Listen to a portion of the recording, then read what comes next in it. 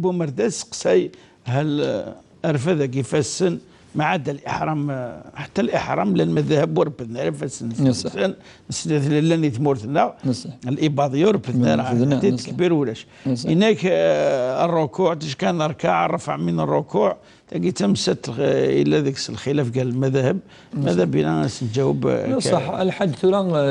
أمكن نزرع الملكية نكون دائما لا ريفيرونس لنا ذا غرفز السادة الملكية السادة الملكية نند بلي ما يفدوا هذه الظاليون هذه رفدي فاسنس داير حد ولا من كيبين اما الدقاقه يعني هذه رفدي شويه الله اكبر ثاقي اتفقن في الناس كل العلماء كل مسنون المالكيه نهضر في المالكيه تساقي الاصل ارغرس نور فاد اين دي سنيور كل من بعد ارغرس سيني با اون اوبليغاسيون ماشي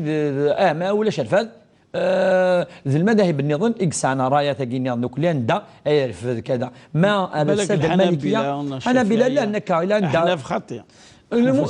المهم الحاج نصح الى الاختلاف المذاهب الاحاديث اللي انا فن فيه وشفيح نكون نتلو ما انا ويا نكثر فذن هكا ولكن نكوني نسعى اميك انتفع انطفر افاش تلاقي مغار الناير كل الحاجه كيد يدنوفا ارفاد اكصحان اقلان ذي المذهب المالكي ذرفد نيمزورو ما يكبر تكبيره الاحرام وكتوالى ثانيه الفرض ذولني دابور ماشي ذرفدني باش نزار فكيما الدنيا كرا مثلنا الاباضيه ورفدنا خاطرني لاصل من الفرض ذول دين الله اكبر الله اكبر ذوني الصح داير ما تروح التفضيل الجماع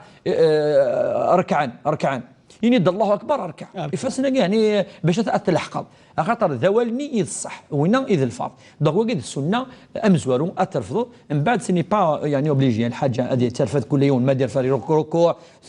يعني وقيد الاراء يعني